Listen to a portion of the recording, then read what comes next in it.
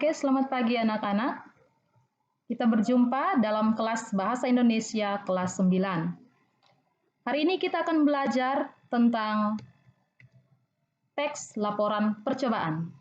Nah, tujuan dari teks laporan percobaan yang akan kita dapatkan ialah pertama, melalui membaca dan mendengarkan informasi dari laporan percobaan, peserta didik dapat mengidentifikasi informasi.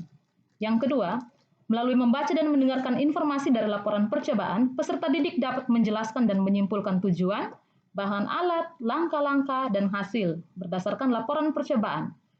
Yang ketiga, tujuan yang ketiga, melalui membaca dan mendengarkan informasi dari teks laporan percobaan, peserta didik dapat menelaah struktur dan kebahasaan informasi yang ada pada laporan percobaan. Dan yang terakhir, tujuan yang terakhir adalah peserta didik dapat menyajikan hasil teks laporan percobaan. Oke, kita akan masuk pada materi yang pertama, yaitu pengertian, ciri-ciri, dan informasi dalam teks laporan percobaan. Pengertian teks laporan percobaan.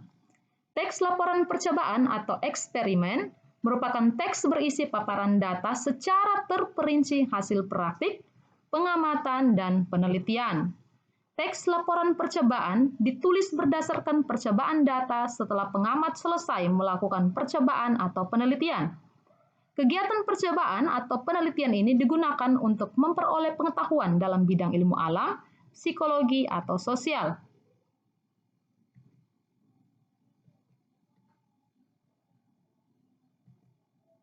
Ciri-ciri teks laporan percobaan. Nah, ciri-cirinya ada beberapa di layar kalian. Yang pertama, teks laporan percobaan disusun berdasarkan hasil percobaan, pengamatan, atau penelitian disertai pemecahannya. Yang kedua, pembahasan masalah teks laporan percobaan dikemukakan secara objektif sesuai realita atau fakta dan kebenarannya dapat diuji. Yang ketiga, teks laporan percobaan disusun berdasarkan struktur isi teks secara runtut dan sistematik. Yang keempat, teks laporan percobaan menggunakan bahasa ilmiah baku, jelas, komunikatif, dan logis, sehingga tidak terbuka kemungkinan adanya ambiguitas, ketaksaan, ataupun kerancuan.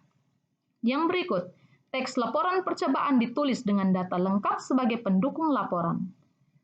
Yang berikut, teks laporan percobaan dibuat menarik dan interaktif. Dan yang terakhir, teks laporan percobaan menuntaskan masalah-masalah yang dimunculkan secara terperinci dan lengkap.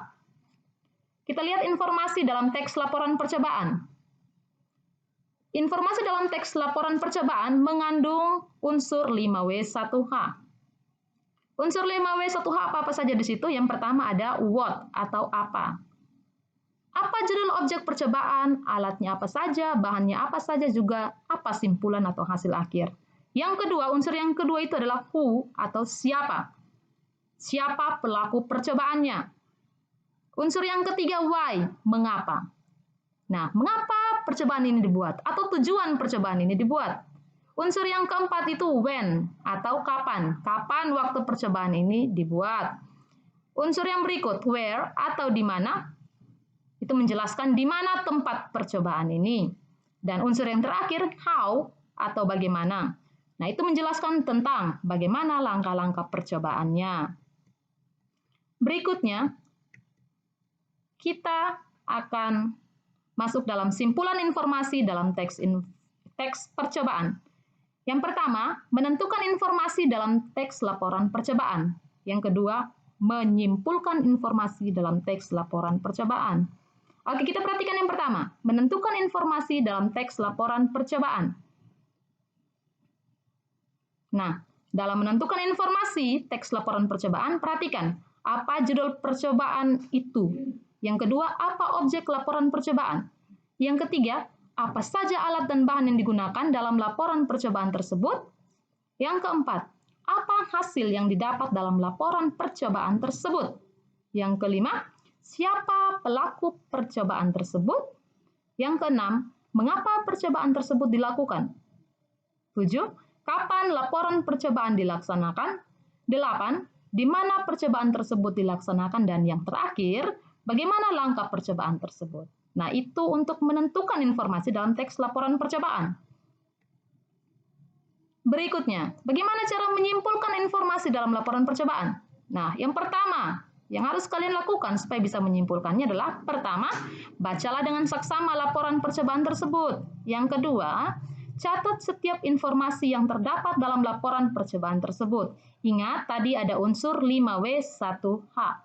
Yang ketiga, berdasarkan informasi tersebut, simpulkan informasi dari laporan percobaan tersebut. Dan yang terakhir, pilihlah kosakata, baku, dan susun dengan gaya kalimatmu sendiri. Ingat, tetap gunakan kalimat efektif dan kosakata baku. Berikutnya kita akan belajar tentang struktur, sistematika, dan kaidah kebahasaan teks laporan percobaan. Struktur teks laporan percobaan. Ada dua, umum dan uraian. Sekali lagi, struktur teks laporan percobaan ada dua. Yang pertama itu umum, yang kedua uraian. Nah, dalam struktur umum itu, di dalamnya terdapat penentuan atau menentukan klasifikasi aspek dari sesuatu yang dibahas secara umum saja. Bahas secara umum. Yang kedua itu uraian. Kalau uraian harus menggambarkan sesuatu yang dibahas secara terperinci, bagian per bagian, kebiasaan atau kebutuhan, penggunaan bahan dan alat, perilaku alamiah, dan hal khusus. Oke, kita lanjut. Selain disajikan dalam bentuk eksplanasi atau penjelasan, laporan percobaan juga dapat disajikan secara sistematik, seperti penulisan karya ilmiah. Nah, sistematika laporan percobaan itu sebagai berikut. 1. Harus ada judul. 2. Objek. 3. Pelaku percobaan. 4. Tempat dan waktu percobaan. 5. Tujuan. 6. Bahan atau alat. 7. Langkah. 8. Hasil laporan percobaan. 9. Simpulan. Dan 10. Daftar pustaka. Berikutnya, kaidah kebahasaan teks laporan percobaan. Nah, kaidah kebahasaannya apa-apa saja? Yang pertama, memperkenalkan aspek umum atau kelompok.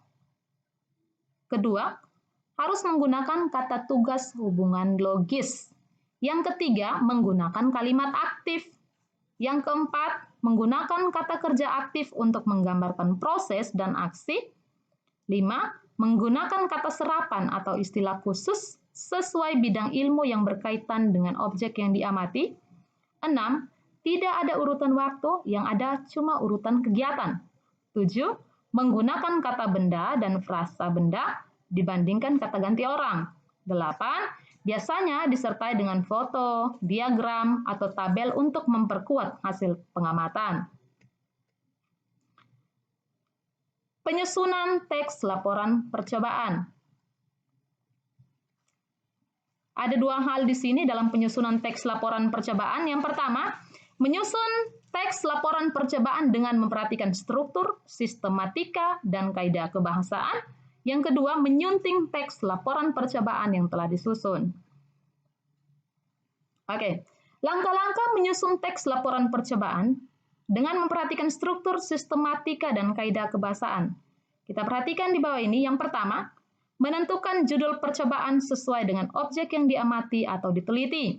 Yang kedua, menyusun tujuan percobaan berdasarkan percobaan yang telah dilakukan.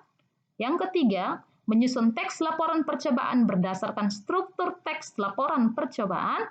Dan yang keempat, menggunakan bahasa sesuai pedoman umum ejaan bahasa Indonesia dan tata bahasa baku bahasa Indonesia saat menyusun teks laporan percobaan. Itu langkah-langkahnya. Berikutnya, bagaimana menyunting teks laporan percobaan yang telah disusun? Ada 3. Yang pertama, menandai kata, kalimat, atau makna kata dan kalimat yang salah. Tanda itu.